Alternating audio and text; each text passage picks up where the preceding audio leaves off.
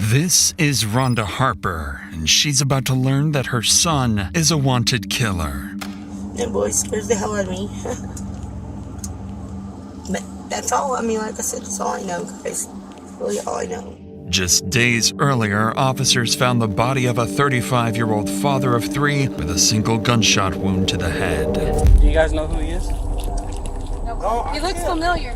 At first, it looks like a random act of violence, but as officers begin speaking with witnesses, it quickly becomes clear that a murder duo might be on the run, and that a strange woman is at the center of it all. Okay. Just one bullet, that's it, one shot. I just seen that he had a gun. Next thing I knew, they got in the car and left. I want you to be honest with me. I am being honest with you. I didn't shoot Crow. If I did it, I wouldn't be here. If I know I'm innocent. Okay. It's time to show it.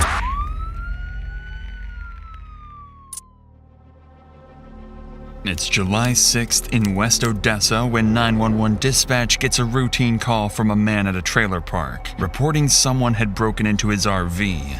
Ector County Sheriff's Office, how can I help you? Yes, ma'am. I'd like to report some theft. Alrighty, I'll get a deputy out there, okay? Alright, appreciate it. Uh-huh. As officers respond to the report of a break-in with theft, they have no idea this is only the first of several calls to come, each one growing more disturbing than the last. Who does the RV belong to? My fiance. Are you sure it's in her name? How do you know it's hers, though? They're trying to say that because my fiance and her ex brought it together. Okay. And they're both in jail right this second. She gets out in September. So I'm pretty much watching over everything, make sure everything was okay. Okay. Well, he might have told his mom the same thing. My landlord would say the same thing. Uh-huh. But all my toolbox, I had two toolboxes over there, completely empty. They didn't take anything else but the tools? Like, they went through stuff, but I don't know. Like, Okay, and what's her name? Lori. This is 35-year-old Europe Crow von Brinteson. Europe claims that he's been having ongoing issues with a woman named Lori, arguing over the trailer he's been staying in. To police, it feels like a straightforward civil dispute between two people. They document the call, file the report, and leave the scene thinking little of it. But what they don't realize is that in just 2 days, this simple dispute will turn far more volatile. Sheriff's Office. Alright, my fiance and her ex bought an RV, and she already done the paperwork and had it notarized to give me legal right to be here. I just had her ex-mother and two of her friends came over here trying to threaten me and wanted me to move out of this RV in 2 days. I just want to know, like, if they come back to threaten me, I just want to know where's my rights. The call ends and dispatch marks it as a low-priority incident and cues a unit to check on Europe at the RV. But before that unit even arrives, another call comes in from the very same trailer park, and this one is far more unsettling. County Sheriff's Office, this is Jennifer. This man said that there's another man he's laying on the ground with like blood on his head. Okay. And he said he is breathing. He said he doesn't know if he shot him, if they stabbed him, or what's going on, but he said he dropped in the street, and now he's not moving, and he doesn't know if the people are still there. We'll get deputies en route, too. All right, thank you. Thank you, ma'am. With reports of a man shot on the side of the road, officers race to the scene, completely unaware of what they might be walking into. What they find there will launch a days-long investigation filled with conflicting stories and at least one killer still on the loose. For now, though, all they can do is confront the scene. With no witnesses and no suspects, officers need to do everything in their ability to secure the crime scene and preserve any potential evidence before it's destroyed. Alright, y'all confirm everything? Alright, sounds good, okay. Alright, just no more walking around you. Okay. As first responders arrive, they instantly find a man lying on the side of the road with a pool of blood around him and a single gunshot wound to the head. They have no idea what happened, but one officer spots something right away. The sheer amount of evidence lying around the scene, and among them, one that will later lead them straight into catching the real killer. I don't see any gun case or casing. I don't see it either. I think they shot him in the car. Probably. I don't, but hold on. If they would have dumped him and he would have been bleeding, Wouldn't it have spattered? Like at least a drop or so? If he's laying down that way, the car had to have been coming this way. You'll see his shoe prints all right there. And you see these tire marks? That may look like his shoe. That's his shoe tracks right there. So let's make sure none of this right here gets tampered with, because he may have been walking when he got shot. And there's a different set of shoe tracks right there. With the scene secured and the evidence documented, officers start forming their initial theories about what happened. But everything takes a turn when they identify the victim, someone they'd already met, and someone whose earlier dispute may soon explain why he ended up dead. All we know is the deceased is named by Crow, first name Europe, but we don't know what his last name is. His nickname's Crow. Oh, I know him. I know him. Can you go confirm him? Yeah. He's laying right there on the, don't step on the dirt on the asphalt. He's on the north side of the road.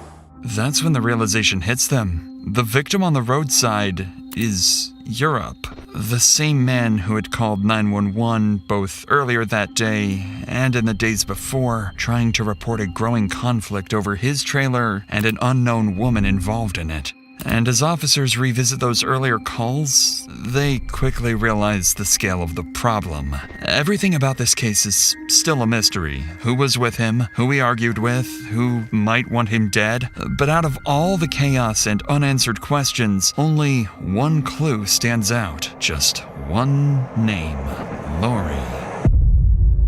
Europe was a 35-year-old father of 3, working to stay sober and get his life back on track for his children. The RV he was living in had become one of the few steady parts of his life. But that effort came to an abrupt end here on the roadside, long before he had the chance to fully turn things around.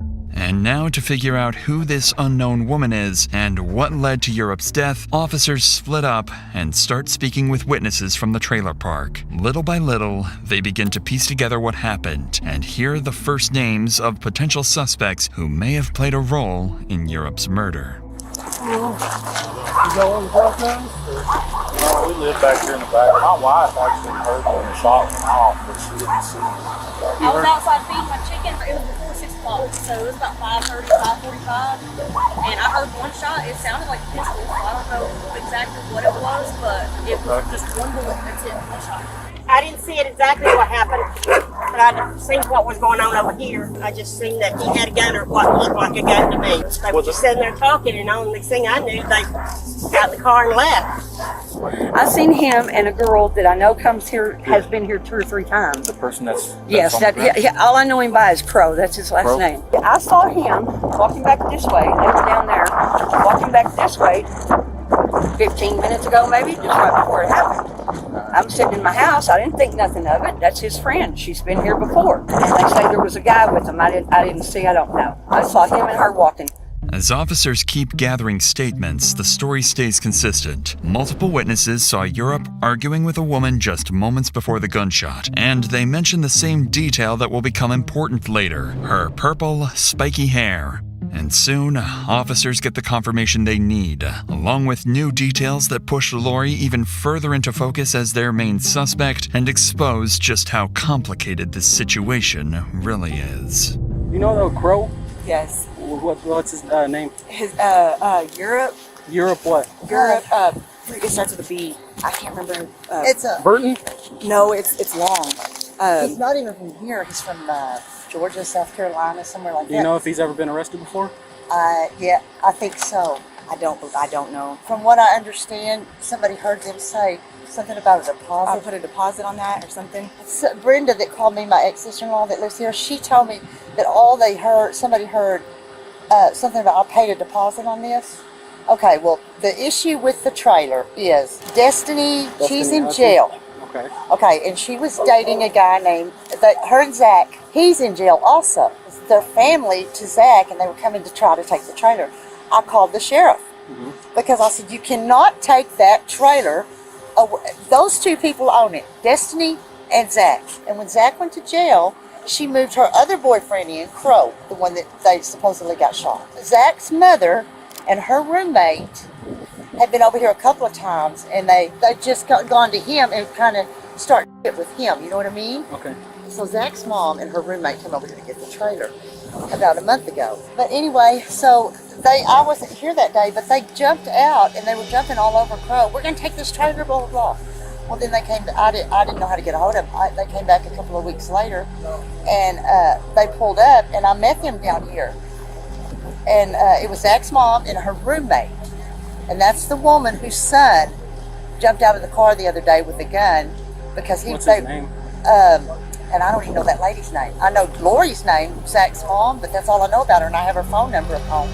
After concluding the interviews at the trailer park, officers slowly start to piece together the situation. And while there's a lot of unclear statements, one thing finally becomes clear. They learn who Lori is. Witnesses explain that Lori has a son named Zach and that the RV belongs to them. Zach has an ex-girlfriend named Destiny who was dating Europe, known as Crow, before he was killed. At the time, Destiny was already in jail on unrelated charges, meaning Crow was living alone in the RV in the days leading up to his death. But while officers begin to understand the tangled dynamics surrounding the RV dispute, these are still only fragments, secondhand accounts. Nothing they can rely on. To truly understand the conflict between Lori and Europe, and whether she could be responsible for his murder, investigators need to speak with the one person closest to him, Destiny.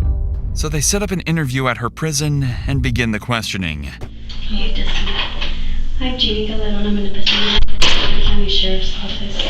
The reason I pulled you in here, you're not in trouble or anything like that. I just wanted to talk to you about it today. Yeah, don't worry about it. I was like, I know I haven't done anything to get in trouble. I've done everything to try to get myself out of trouble. I'm going to be asking you a whole lot of questions about everybody out there and more or less who you know, who you talk to, or who you know out there. So today I was called out. There was what appears to be like an altercation or something happening on that property having to do with that RV. Somebody else claiming it to be theirs, and so they're trying to get him out. How close were you with Europe? Pretty close. We're engaged to hopefully be married when I'm done with this. Okay. From what other people like on the property were saying is that you lived there with somebody else before Europe. Zachary Hamill. Well, that's who was keeping an eye on my camper and who actually got it moved when I was getting out on probation. So is there any reason why he would try to like take ownership of it, or per se that it's his, or would you know of any altercation that he might be? In the beginning it was both of ours. Like we had the camper together. So do they have different moms, or? Zach and Jared? Yes. Okay, who is Zach's mom? Zach's mom is Lori Grantham. Does Lori have good contact with Zach, or you don't really have? As far as I know, yeah. Well, as far as I know, he's still in jail, I think. As far as Zach, would he tell Lori to try to take care of the RV, or anything that you know about? As far as I know, no. But would you keep in touch with Europe constantly? Oh yeah. Every day? Did he ever tell you there were any issues on the property, or he was having any issues? He told me that he needed a power of attorney as soon as possible because Tammy kept starting stuff with him. Tammy? Yeah, she's the property manager. As Destiny walks detectives through the RV situation, it's clear she doesn't fully grasp how intense the conflict around its ownership has become. But as the interview continues, Destiny's nerves build, and they're about to break into a moment of pure shock and disbelief, because the investigators decide it's time to tell her the truth about Europe's death. Today, somebody went out there, tried to force him out. Apparently they've been trying to kick him out, right? That's what I'm trying to ask you. Who's been trying to get him out? Because we need to find out who did this to him. But to him? So, my husband's gone? Yes. He didn't. And I'm sorry. Oh my God, oh my God. I'm sorry, God, oh my God.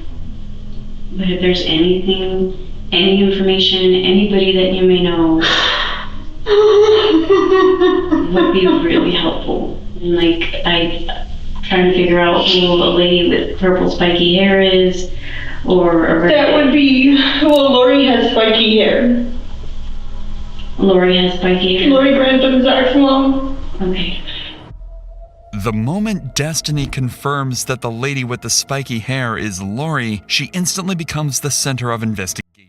Now that officers know it was Lori who was seen with Europe just minutes before his death, and that she was already involved in a heated dispute over the RV, they finally have a clear direction. They need to find her fast before she realizes investigators are closing in. But tracking her down won't be simple. Lori doesn't own or rent a home, aside from possibly the RV, leaving police with no reliable address to search. The only hint they have comes from Destiny, who explains that Lori used to bounce between motels. So officers start checking those areas, spreading the word that they're looking for her. And just as that search begins, something unexpected happens.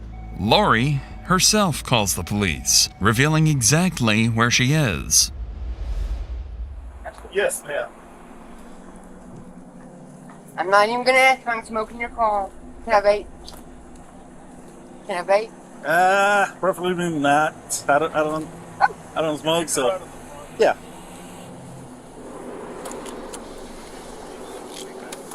Oh no, I'm fine.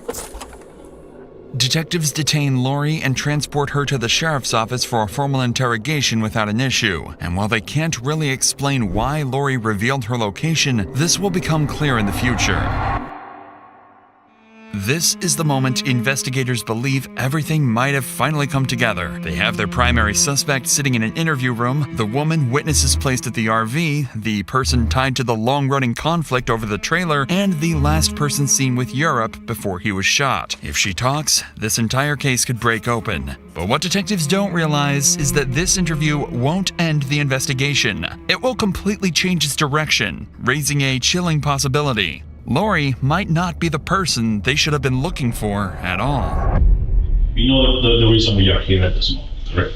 Apparently for incident that happened on the 8th. What exactly can you tell us about that incident? I just went over to check on my son's camper. His car was supposed to be moving out. He put a deposit down on it and everything. He was supposed to be at the 6th. He was still there.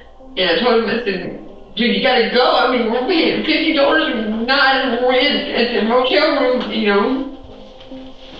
So you were there related to an RV that's on the property, correct? Yeah, my son's camper. You say the RV belongs to your son, Yes, he does. Zach? Yes.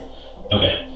Who's currently staying at the RV? Crow was staying there. Destiny had him move in, which is foul business, man, because she's just foul. So Destiny, I understand she's in our custody at the moment. Yes. Right?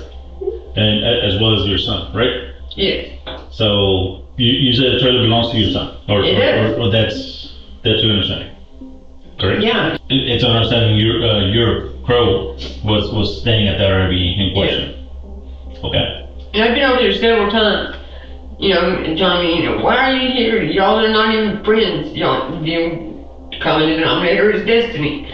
Destiny screws everybody around. She's married to Tommy, engaged to Crow, sleeping with my kid. So, on this particular day, you went back out there to check and see if he hadn't moved out yet. Who was with you?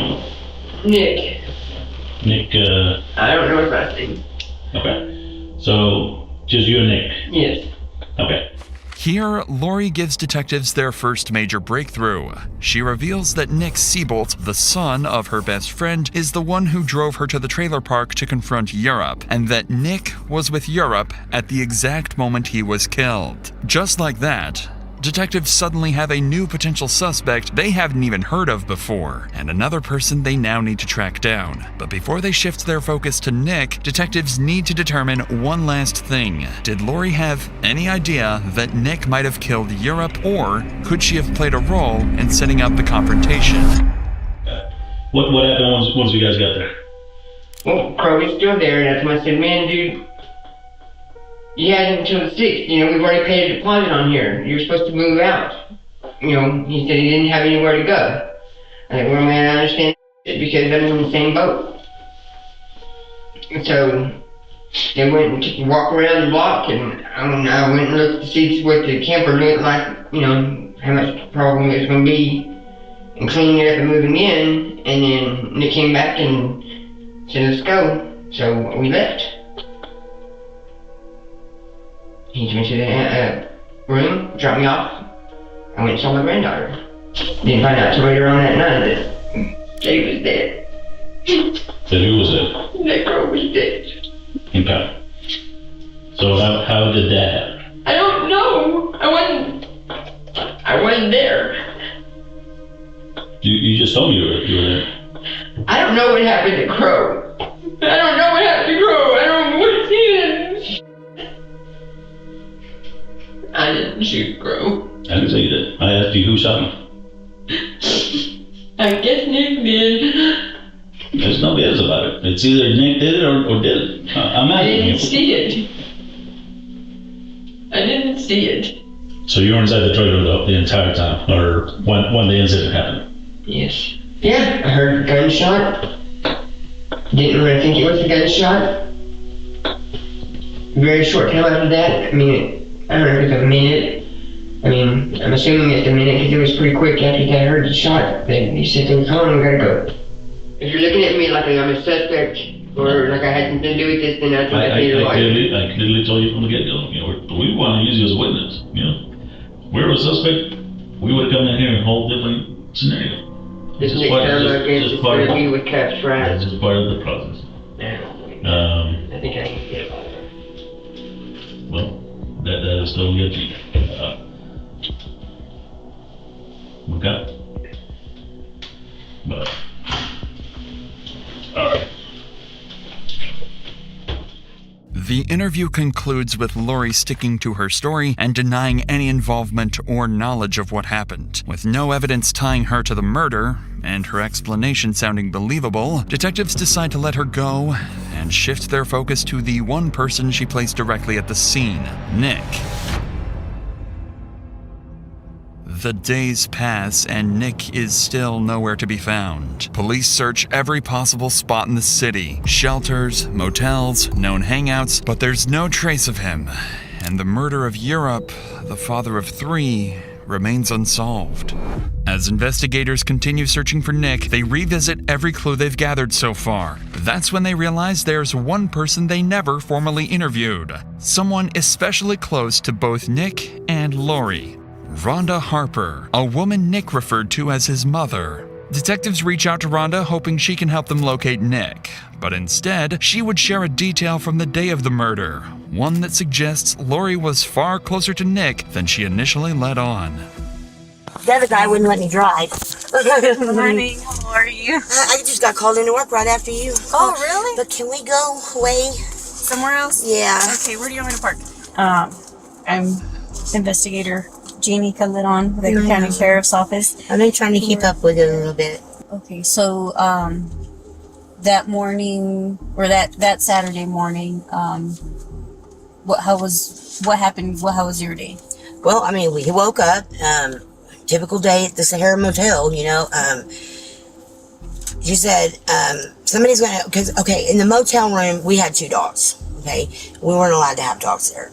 And so I allotted to stay that day. Like, I'm going to stay here with the dogs. You go ahead and go find out about the, what was going on with our trailer. And Nick showed up, okay? And she said, well, I'm just going to ride with Nick in case you need my car.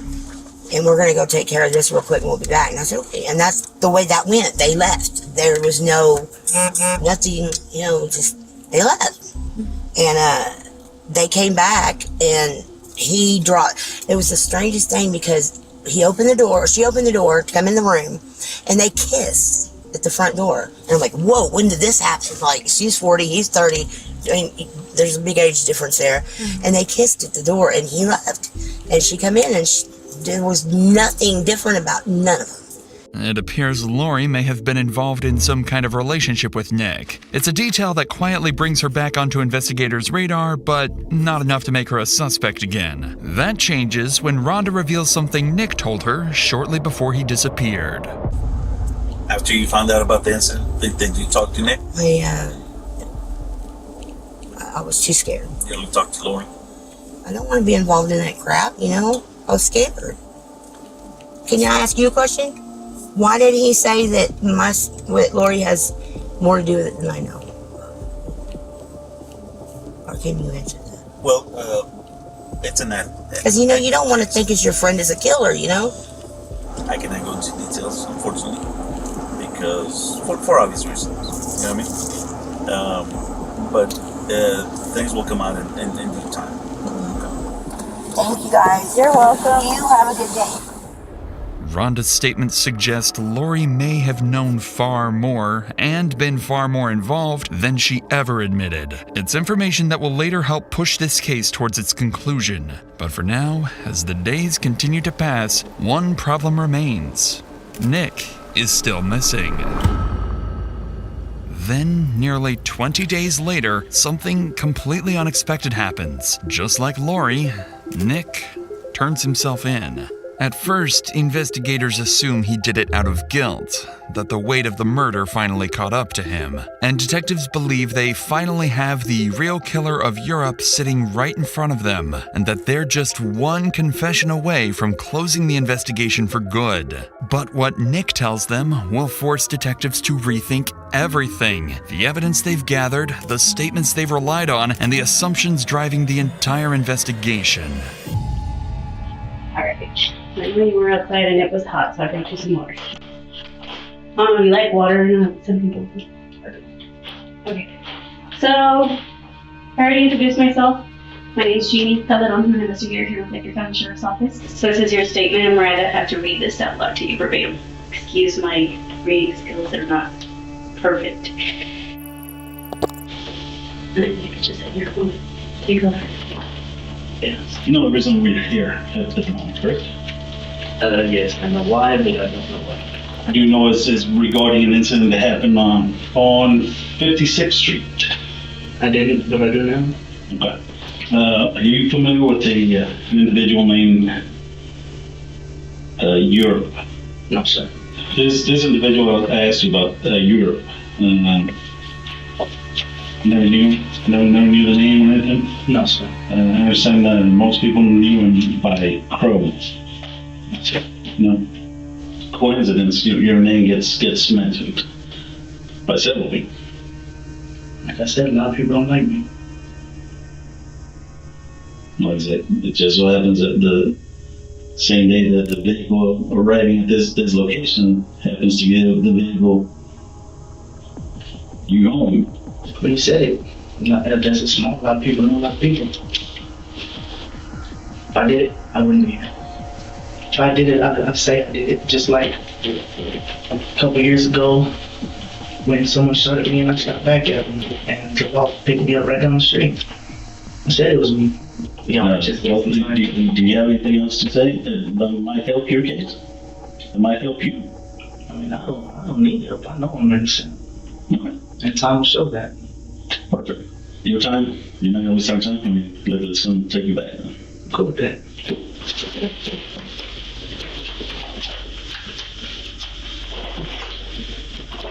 Nick denies any involvement in the murder, and officers fail to locate the weapon used to kill Europe. This alone could have stalled the entire investigation, leaving detectives with no confession, no motive, and no murder weapon. But days before Nick turned himself in, investigators had made one crucial discovery that would change everything. A car was captured on a CCTV camera speeding away from the area not far from the trailer park. When detectives ran the plate, they learned that the vehicle belonged to a woman named Catherine Aline Ray. And after interviewing Catherine, they uncovered something important. Just weeks earlier, she had sold that very car to Nick, her nephew. Officers later found the vehicle abandoned near Nick's home and secured it, and that's when the most overlooked piece of evidence from the first day of the investigation suddenly became the key to the entire case.